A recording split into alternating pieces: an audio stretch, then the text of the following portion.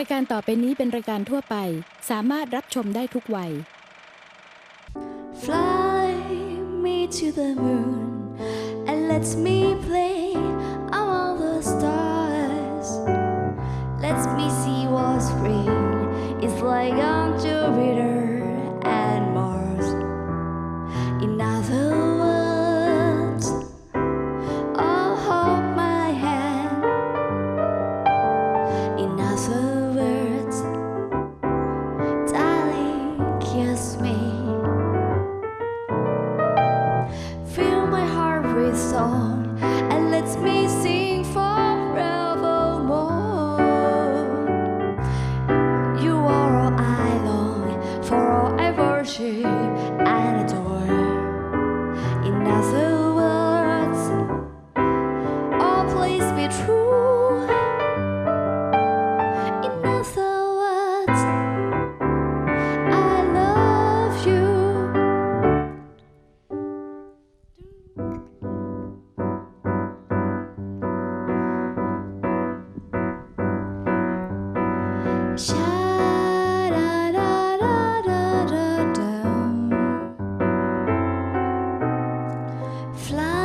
me to the moon and let me play among the stars. Let me see what spring is like on Jupiter and Mars. In other words, oh, hold my hand. In other words, darling, kiss me.Fill my heart with song and let me sing forevermore. You are all I long for, all I worship and adore. In other words, oh please be true. In other words.In other words, I love you. สวัสดีครับท่านผู้ชมขอต้อนรับเข้าสู่รายการเปียโนพเนจรนะครับรายการที่ผมจะเดินทางท่องเที่ยวในชุมชนนะครับแล้วก็เข้าไปสร้างแรงบันดาลใจดนตรีให้กับเด็กๆที่อยู่ที่นั่นครับเราพบกันนะครับเป็นประจำทุกเช้าวันหยุดนักขัตฤกษ์นะครับทางททบ 5 TV5 HD1 แห่งนี้นะครับแล้วก็เช่นเคยครับวันหยุดสบายๆอย่างนี้นะครับผมก็จะมาพร้อมเพลงเพราะๆและแขกรับเชิญสุดพิเศษนะครับน้องอิงกันเดอะเปียนิสครับน้องอิง สวัสดีค่ะ สวัสดี พี่ ครับ สวัสดีค่ะท่านผู้ชม ตอนนี้เนี่ยเราพาน้องอิงมาที่ชุมชนชายทะเลบางขุนเทียน ค่ะ นะฮะแล้วที่เนี่ยอุดมสมบูรณ์มากนะฮะเมื่อกี้เป็นงูใช่ไหม ใช่ค่ะ เดี๋ยวจะพาไปพบกับตัวเงินตัวทอง ตัวเล็กหรือตัวใหญ่พี่ ตัวใหญ่ดีครับที่นี่ตัวใหญ่เลย โอ้โห เอาไหม เดี๋ยวก่อนเราเข้าไป กินได้หมดเลย โอ้ยเอางั้นเลยเอานะเดี๋ยวไปข้างในแต่เราต้องเช่าจักรยานถีบเข้าไป อ๋อโอ นะ เคค่ะ ไปเลยครับไปตามพี่มาเลยไปเลยครับท่านผู้ชม เอ้ย สนับสนุนโดยการไฟฟ้านครหลวงพลังงานเพื่อวิถีชีวิตเมืองมหานคร น้องอิมครับท่านผู้ชมครับ ถ้าเราพอมีเวลานะก่อนเราจะเข้าไปเที่ยวด้านในเนี่ยไปชมป่ากงกลางกันเนี่ยพี่ขอแนะนำนะครับว่าให้เราเข้ามาเที่ยวในพิพิธภัณฑ์ นี่ก่อน พิพิธภัณฑ์ท้องถิ่นกรุงเทพมหานครเขตบางขุนเทียนนะครับเพื่อเราจะได้ทราบข้อมูลประวัติศาสตร์นะครับประวัติของชุมชนแห่งนี้นะครับพิพิธภัณฑ์แห่งนี้นะครับตั้งอยู่ในบริเวณโรงเรียนคลองพิทยาลงกรณ์ครับถ้าพอมีเวลาก็มาเที่ยวที่นี่ก่อนแล้วจึงเข้าไปข้างในนะครับผมว่าจะได้ครบถ้วนนะเราไปเที่ยวข้างในก่อนครับ พิพิธภัณฑ์ท้องถิ่นกรุงเทพมหานครเขตบางขุนเทียนตั้งอยู่ภายในบริเวณโรงเรียนคลองพิทยาลงกรณ์ที่ซึ่งจะบอกเล่าเรื่องราวของชุมชนในแง่ประวัติศาสตร์วิถีชีวิตความเป็นอยู่และสถานที่สำคัญภายในชุมชนเสมือนย่อส่วนชายทะเลบางขุนเทียนในแง่ต่างๆมารวมกันไว้ในที่นี่ที่เดียวเลยครับ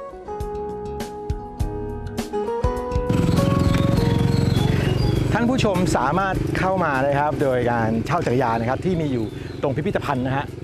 ราคาถูกมากครับแค่เพียงวันละ30 บาทเท่านั้นเองนะครับแล้วผมไม่แนะนำนะครับให้เดินเข้ามานะครับหรือวิ่งเข้ามาเพราะว่า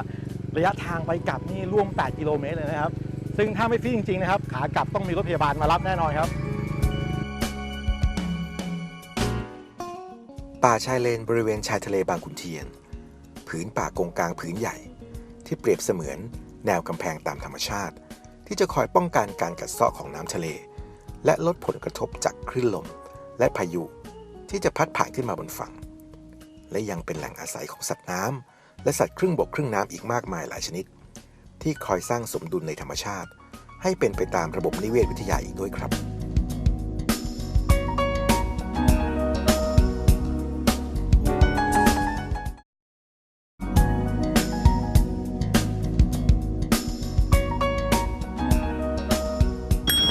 โอ้ยเดี๋ยวแวะทานน้ำกันก่อน ร้อน แวะพักแป๊บหนึ่งฮะ ครับเดี๋ยวเข้าไปก่อนครับเดี๋ยวผมตามไปครับพี่ครับค อั รั น บ นี้เขามีอะไรมาอืม พี่สวัสดี ค ค รั รั บบ สวัสดีครับสวัสดีครับ ครับ เดี๋ยวร้อนไหมครับ โอ้โหพี่ ร้อนมากเลยแดดขนาดนี้ เดี๋ยว ครับ แวะ พี่ ทานน้ำมาใน ครับครับ ครับ ดีเลยครับพี่ครับ ครับ ฮะ ครับผมสุธีครับประธานชุมชนชายทะเลบางขุนเทียนครับ อ๋อพี่ประธานครับพอดีวันนี้ทางการไฟฟ้านครหลวงเข้ามาตรวจเช็คระบบไฟส่องแสงนะครับ ครับ ครับผมก็เลยแวะมาพูดคุยกับทางพี่การไฟฟ้านครหลวงเขาหน่อยครับ ต้อนรับเขาหน่อย ครับ ฮะโอ้แสดงว่าด้านในนี้ก็มีไฟส่องสว่างตลอด 24 ชั่วโมงเลยครับพี่อย่างงี้ ครับครับครับ โอ้ดี เยี่ยมนะเยี่ยมนะเมื่อกี้ปั่นจักรยานน้องอิงมาแบบตลอดทางเลยพี่บรรยากาศร่มรื่นมากเลยครับพี่มันสวยมากเพราะเมื่อก่อนผมมาเนี่ยมันต้นไม้ใหญ่ไม่เยอะขนาดนี้นะครับพี่นะ อีเห็นมีแบบเป็นซุ้มต้นไม้ ใช่ใช่ ดู ใช่ โรแมนติกมากเลยอ่ะ ใช่ ที่อยากแบบชวนให้ทุกคนมาถ่าย อืม MV ถ่ายอะไรอย่างงี้เนาะ ครับ ถ่าย ครับ หนั พี่ ง ฮะ ครับใช่ครับครับตั้งแต่มีโครงการปลูกป่า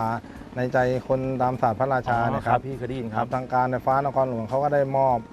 เสาไฟฟ้าที่ปักในที่ถนนนะครับ อืม ถอนมาแล้วก็มานำมาให้กทมครับ ครับ มาปักแนวป้องกันคลื่นนะครับ อ๋อเสาไฟฟ้าที่เขาลื้อมาจากโครงการสายไฟฟ้าใต้ดินใช่ไหมฮะ ใช่ครับ อ๋อครับ ใช่ ครับ ครับก็ได้ผลประโยชน์เยอะครับ ครับ เพราะตั้งแต่เริ่มปักมาเนี่ยครับปักเสาไฟฟ้าเนี่ยครับแนวที่เราปักต้นกงกลางเนี่ยครับ ครับ มันไม่โดนขึ้นเข้ามากระทบไม่ต้นไม่โค่นไม่พังไม่เสียหายเยอะครับ ฮะ และอีกอย่างแผ่นดินที่เรานั่นก็งอขึ้นมาที่ชาวบ้านเขาเรียก ครั ตะ บ กอนดินหรือขี้ขยอเนี่ยครับ ครับ เขาก็ได้เพิ่มขึ้นสูงมาเป็นศอกๆเลยครับ อ๋อโอ้เขาเอาเสาไฟฟ้ามาปักทำแนวกันคลื่นเหรอ ใช่ครับ แทนไม้ไผ่ไหมพี่เมื่อก่อนมีเห็นมีไม้ไผ่ปักกันเต็มเลยอ่ะ ทำไม้ไผ่ก็ไม่ได้ผลเท่าไหร่ครับ อ๋อ แต่เสาไฟฟ้านี่คือว่าชะลอขึ้นได้ดีมากครับ แข็งแรงอ่ะ ครับ แข็งแรงด้วยใช่ไหมฮะโอ้เยี่ยมมากพี่นะฮะแบบได้ยินเรื่องราวเลยดีๆอย่างนี้แบบแล้วมันน่าทึ่งตรงที่เขาเอาเสาไฟฟ้าเลยพี่ ใช่ครับ แล้วที่เขาลื้อถอนมาแล้วมาปักทำแนวกันคลื่น ดีกว่าเอาไปทิ้ง ใช่ เปล่าประโยชน์ ใช่ เนาะ เป็นการประยุกต์ใช้ทรัพยากรได้อย่างคุ้มค่าจริงๆเลยพี่ ใช่ นะฮะโอ้โหแบบมันคนคิดไอเดียนี่มันบันเจิดแท้เลยพี่นะสุดยอดจริ รู้ ง ไหมตอนนี้อีรู้สึกยังไง รู้สึกไงบ้าง อีอยากปลูกต้นไม้ขึ้น โอ้ มา โหมีจิตสำนึก ไปมีจิตสำนึก ฮะ รักต้นไม้นะคะ ฮะ ไปปลูกป่ากันดีกว่า มาฮะพี่เดี๋ยวผม ไป ขอตัวไปปลูกป่ากับน้อง ครับ ยิง ครับเชิญครับ ครับพี่ครับ เดี๋ยวขาเก่าก็แวะมาทานน้ำตรงนี้นะกันต่อ โอ้โหครับขอบคุณครับพี่ขอบคุณมากครับสวัสดีครับ ครับ พี่สวัสดีครับ ไปพี่ เย้ไป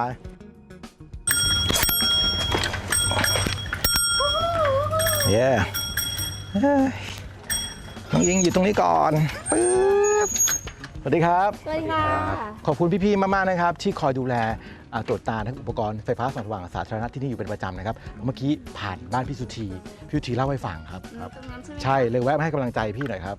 ขอบคุณมากครับ ครับ ด้วย พี่ ความยินดีครับ ครับผม นอกจากการไฟฟ้านครหลวงของเราจะได้ดูแลระบบไฟฟ้าส่องสว่างสาธารณะ ครับ เพื่อความปลอดภัยของคนในชุมชนแล้วนะครับ ครับ เรายังได้มีการปรับปรุงระบบไฟฟ้าอย่างต่อเนื่อง เพื่อให้มีความมั่นคงในกระแสไฟฟ้านะครับ อ๋อที่เราปักเสากันใหม่เลยพี่ตรงนั้น ใช่ครับ ฮะ เราได้มีการปักเสาและพาดสายใหม่ อ๋อบ ริเวณ เอาใหม่เลยนะ พื้นที่ ฮะ ชายหาดทะเลบางขุนเทียนอีก ครับ นะครับ โอ้เยี่ยม ใช่แล้วครับเวลานักท่องเที่ยวปั่นจักรยานไปนี้นะครับ ครับ ก็จะถึงบริเวณจุดชมวิวนะครับซึ่งจะมองเห็นแนวเสาไฟฟ้านะครับ ครับ ที่ทางการไฟฟ้านครหลวงได้มอบให้กับทางกทมนะครับ ครับ เพื่อนำไปปักเป็นแนวป้องกันคลื่นกัดเซาะชายฝั่งด้วยนะครับ เสาที่แบบกั้นแนวคลื่นใช่ไหมคะ แนวกันขึ้นเสาไฟฟ้า อ๋อแนวคลื่นเสาไฟฟ้า พี่ทีเล่าให้ฟังเมื่อกี้ไง อยากเห็นปะ ใช่อยากเห็นแล้ว อยากเห็นไหม ใช่ เดี๋ยวผมก็มีไปเลยครับนะครับขอบคุณมากครับพี่ ครับ สวัสดีครับสบายใจพี่ตู้ๆเย้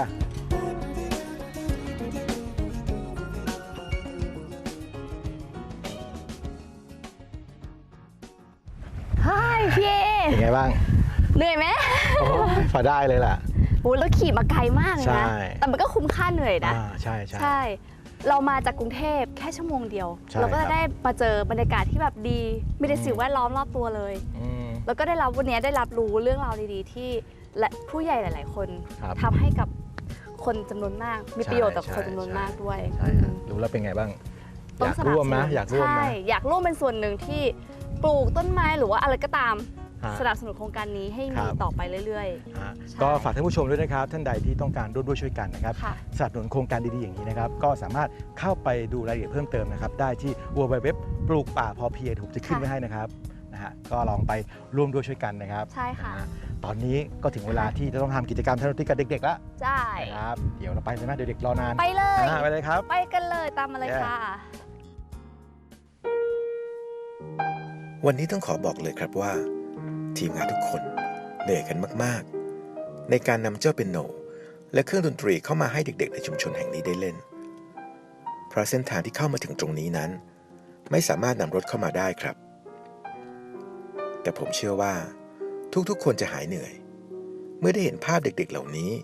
ได้มีความสุข และสนุกไปกับการเล่นดนตรี นี่อาจเป็นครั้งแรกของเด็กๆบางคนในการได้สัมผัสเครื่องดนตรีจริงๆ และนี่ก็อาจเป็นครั้งแรกในการสัมผัสเครื่องดนตรีของศิลปินชื่อดังในอนาคตก็เป็นได้นะครับ ต้องขอขอบคุณน้องๆจากวิทยาลัยดนตรีมหาวิทยาลัยราชภัฏบ้านสมเด็จเจ้าพระยาที่มาช่วยกันสร้างแรงบันดาลใจทางดนตรีให้กับเด็กๆในชุมชนแห่งนี้ด้วยครับ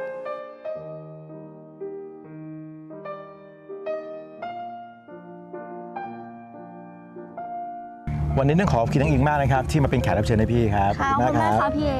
โอ้เล่นเอาน้องอิงเหนื่อยเลยครับวันนี้เก่งใจมากเลยอะ ไม่เหนื่อยเลยค่ะพี่เอ ฮะ ปวดตัวทั้งตัวเลยค่ะ